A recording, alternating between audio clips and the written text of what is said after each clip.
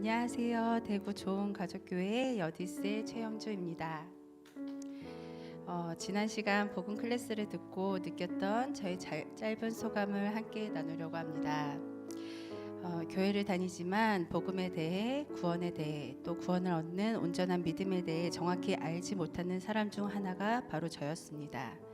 중학교 시절부터 교회를 다녔고, 실은 그 전 초등학교 때부터 어머니를 따라 교회를 다녔어도 복음이 무엇인지, 구원이 무엇인지, 왜 나를 죄인이라고 하는지 이해되지 않았습니다. 왜냐하면 저는 어렸을 적부터 부모님 말씀을 잘 듣는 아이였고, 학창 시절도 크게 빗나간 방황 없이 물리적인 행동으로 짓는 죄들이 없었기에 나를 죄인이라고 하는 교회에서의 성경적 가르침은 그저 허공에서 울리는 소리일 뿐이었습니다.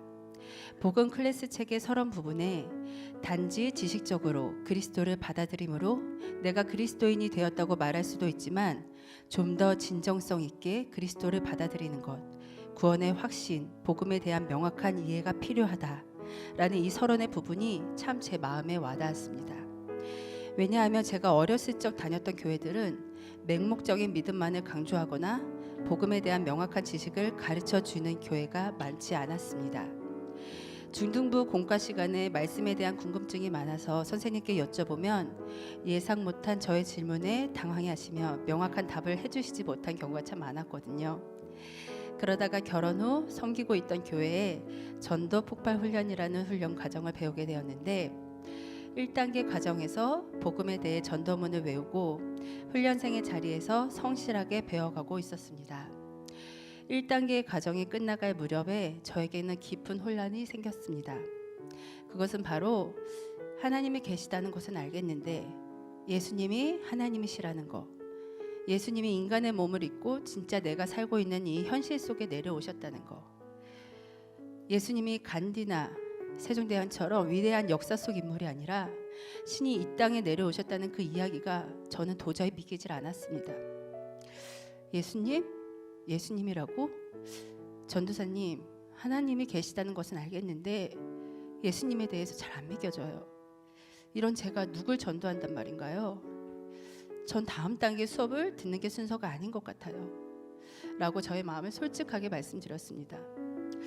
어쩌면 교회에 오래 다녔기 때문에 내 인생의 가치관이 나의 만족과 쾌락, 부와 성공이 전부라고 생각했던 것에서 죄가 무엇인지 깨닫고 이제부터는 하나님을 기쁘게 해드리는 삶을 살겠노라고 회개하며 나아갔던 회심의 그 여정들이 나는 예수님을 나의 주인으로 모셨고 예수님을 안다고 생각했는지도 모르겠습니다. 그러나 복음이 무엇인지 조금씩 분명하게 배워갈수록 내가 알고 있던 하나님, 예수님에 대한 것들이 뿌연 안개 속에 형체만 보이는 것처럼 복음을 선명하게 알지 못했다는 것을 깨닫게 되었습니다. 예수님에 대한 고민으로 복잡해져 있을 때 전도사님과 남편은 그럼에도 불구하고 그 훈련에 계속 참여하기를 권유했습니다. 4단계까지 있는 과정 중에서 누군가를 전도한다는 목적보다는 그 수업을 통해 저 스스로가 복음을 더 잘 알게 되기를 바라는 마음이었습니다.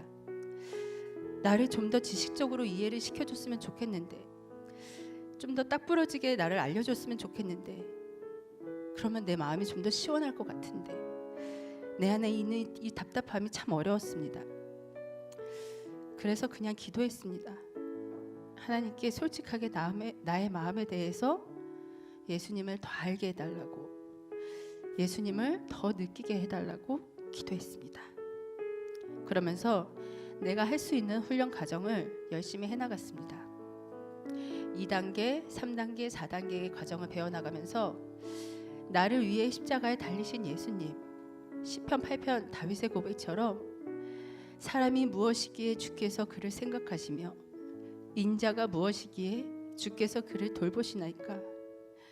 미천한 저를 왜 그 아픔을 감내하셨습니까? 그 힘들고 견디기 힘든 아픔 속에서 다 이루었다 라고 고백하시며 우리를 위해 왜 희생하십니까? 라는 그 눈물의 고백이 나오게 되었습니다. 성경에서 말하는 죄가 무엇인지, 진정한 회개란 어떠한 것인지 총체적인 복음에 대해 알게 되면서 그 복음을 알기 전에 신앙생활과는 좀 더 다른 하나님의 말씀대로 살기 위해 몸부림을 치며 10여 년의 시간이 지나 가정 복음화를 위해 이곳 대구까지 오게 되었습니다. 그런 와중에 이번 복음 클래스 과정을 듣게 되었는데 들으면서 원어로서 원래 가지고 있는 의미와 그 뜻을 분명하게 알려주시니 창조의 개념부터 더 명확하게 개념이 자리 잡혀갈 수 있었습니다. 저는 제가 회심을 한 후 근 13년 동안 하나님을 기쁘시게 하기 위한 삶을 살겠노라 결단하고 가정에서 교회에서 열심히 최선을 다해 살아왔습니다. 부족한 거 정말 많지만 내 뜻보다는 남편에게 복종하고 자녀를 주의 말씀으로 키우고자 노력했습니다. 그런데 알고 있었는데 특히나 죄의 부분은 정확하게 기억을 하고 있었음에도 불구하고 나는 나의 죄악들, 열매들만 잘라내고 나의 근원적인 죄의 뿌리는 뽑아내지 못했음을 깨닫게 되었습니다. 참 아둔했습니다. 자녀에게는 마음의 뿌리를 뽑아야 한다고 하면서 정작 나의 뿌리는 너무 깊숙이 심겨져서 찾아내지도 못했습니다. 저는 한 번도 하나님을 하나님으로 인정하지 않은 적이 없었습니다. 하나님이 살아계시다는 것을 알기에 열매로 나타내는 내 죄악들만으로도 두려울 때가 있었기 때문입니다.